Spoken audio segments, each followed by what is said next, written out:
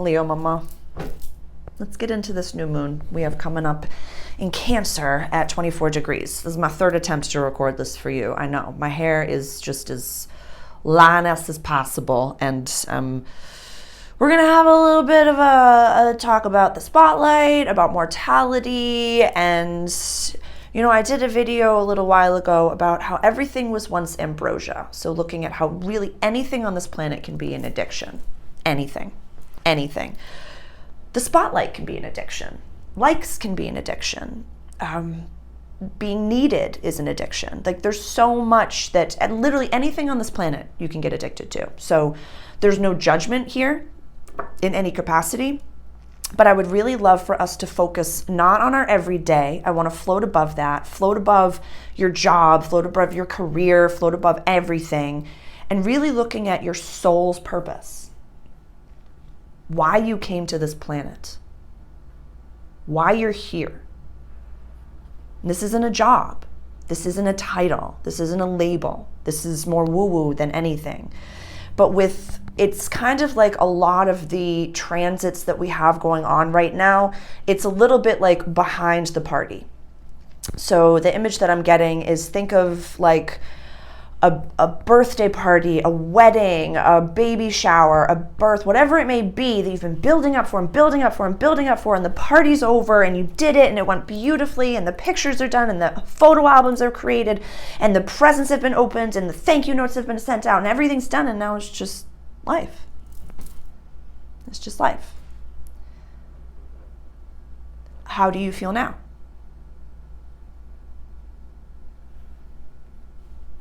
You can't talk about it every day. You can't, be the one like, remember my wedding? Remember this? That's Mercury in your sign right now. It's in one of my books. It was, the general feeling of Mercury in Leo is, you have two people that are talking and one person is just like me, and me, and my story. And then they go, oh my goodness, I'm so sorry. What do you think of me? What do you think of my story? What do you think of my look, my new thing, whatever that may be? So, and that's just general for Mercury in Leo. That has nothing to do with, like, I'm not saying that that's how you are in any capacity. That's just everybody will be feeling that vibe. So I really would love for you to do some journaling on, like, when the party's over, nobody needs me, I don't need my job, time or money or no object. If I had infinite time and infinite money, but everybody else on the planet also had infinite time and infinite money, and nobody needed me and nobody was coming, and what would you do? What would you do with your day? What would you do with your time? What would you create? What would you want to offer to the world to be of service? So looking at things in a little bit more soul purpose type of a way instead of an egoic avatar meat suit type of a way. Yeah, we are all going to die. Every single one of us. Every single person on this planet is going to die. If you come to this planet, you're going to die. And death is different nowadays. I'm going to do a whole video on that, just talking about how we know that we're in a third dimensional matrix and that our consciousness is just running this meat suit, and that, like, our soul will live on forever and our consciousness lives on forever. But right now, like, death is very, very different. The veil is very, very thin, and our souls are very accessible and communicate in different ways than they did maybe even 10 years ago. Like, you can talk to your dead relatives immediately after they pass on. There are some people that are like, no, they go etheric for like a week or two, and they, but it's happened before with an uncle of mine, with Bob Proctor. As soon as he passed on to the next world, he was available for me in my living room, and I was able to connect to him instantly. So just know that these are very accessible things, and the more you sink down into your purpose and your awareness and stop identifying as this avatar, you'll have more woo-woo capabilities. You'll blossom within your work, within your foundations and access to resources. Like, things will change quick when you do this inner work, which might seem so counterproductive and counterintuitive. Like, no, look at your soul, how beautiful your regal lioness soul is, mamacita. Like, I want you to look at that, because everything will fade.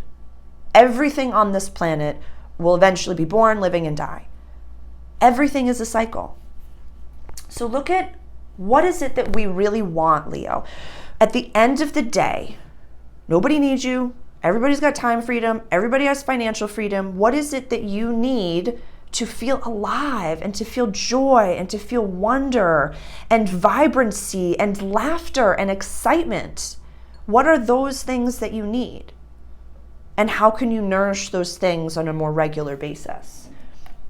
Yeah, because Jupiter and Uranus up here in your public life, like these are staying. Jupiter will be here for the better part of a year. Uranus, I have no freaking clue. That's a long transit. But the nodes are shifting for us. The nodes are shifting. And oh my goodness, okay, I want to reference this right here because this is more like the internal, external stuff. This is my like third attempt to record your video, Leah. I've been scared to do this, but I feel like this is maybe the node shifting could be a little bit more of a parable for what it is that I'm talking about. So the North Node has been transiting for 18 months in your house of career, and now it's going to be transiting your house of quest, adventure, higher education, and long distance travel. The South Node has been releasing old patterns, old toxic past life patterns of home and safety and my pocket of the world and what it is I think that I need. And now it's going to be transiting your house of communication, and you're going to be releasing old ways that you communicated, old patterns that do not serve you anymore. Childhood patterns, toxic patterns, they're all going to be coming to light to be released over here. So this says to me, although we've been on stage, now we're going to give our internals a stage. This is long distance travel. We'll go for higher education and long distance travel. So higher education, I want to better my brain, better myself, better my soul by taking this course, going for a master's in something, going back to school for something, learning something new, going into a program, like following a deity, whatever it may be. Or I want to take a trip. I want to travel. I want to maybe retire early so that I can spend time on the road and shining my light all over the planet. Not needing people to see me, but just literally shining my light. Shining my light. And who fucking cares? The South Node transiting over here, I don't fucking care what anybody has to say about it, Leo. Go do it. Go do it. But it's not going to be the same as when the North Node was in your house of public life and image. Yes, people will always care about what you're doing. And yes, people will always be interested in it. But I want you to take that external lens that's outward and put it in and put it on yourself. And really look at what it is at the end of the day, at the end of my life, maybe if you want to look at it from a very human perspective, like on your deathbed, romanticize that moment because it will come. And this was something, the work that I had done for years when I thought that I feared death, but I actually feared the pain of death. So I experienced and romanticized and astral traveled to the point and the moment that I die. And it's a beautiful moment. Like I throw a party. I don't tell anybody that I'm going to die that day, but it's an active choice that I leave this human plane. And it's really exciting. And I'm, in my bed and I have all these things. I'll tell the story another time. Actually, in the death video, I'll tell the story of it. But when I look around that room, that's something that helped me discover my soul purpose. I looked around the room that I was in when I passed on, and I looked at the pictures on the wall. I looked at the books that I had written. I looked at the keys that I had in my hand of how many homes that I owned. I looked at what it is that mattered to me in that moment, above all, because that day will come.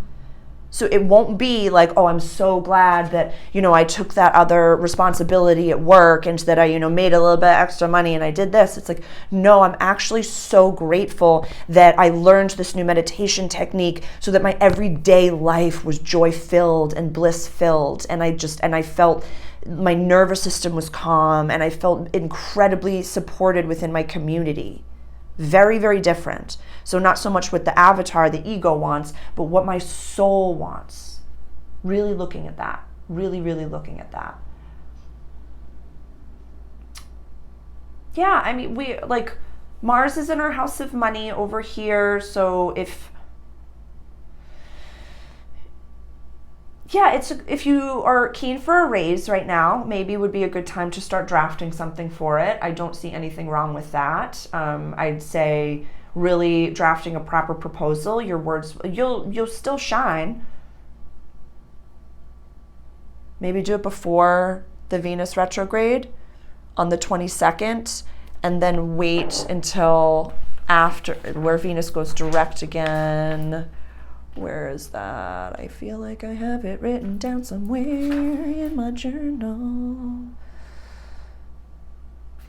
On September 3rd, Venus goes direct in Leo again. So, I mean, that's a long break. If you feel like you need to be asking for something more at work, know that you can ask for it. But when Venus is retrograde, it's like, don't change too many things. Yeah, don't like ask for a new job or a new something or other, but asking for more within your current status, that's an okie dokie type of a thing to do. Because you're seeing things very clearly right now. Very, very clearly. So don't get lost in where the sun is placed in your chart. Yeah. Yeah, I think that's it. I think that's it. Yeah, you're worthy of, not the long game, but you're worthy of taking time away from the spotlight to just nourish yourself, to just really nourish yourself. And, you know, the phrasing about the lion that, or the mentality about the lion is that, like, they don't fucking fight every person, every animal that comes up on them. They only actually step up when there's fear, when there's something that's actually coming for their family, coming for them in a way that's not safe. So your vibe sets your boundaries, and it's a good thing to give the fans a little bit of, what are they up to? What's going on over there? Like, that's good. You want that excitement. You want them to be curious. So yeah, everything fades, mamacita, but your soul lives forever. So let that be a little bit of where your focus is, your soul purpose. I love you. I'll see you in a few weeks.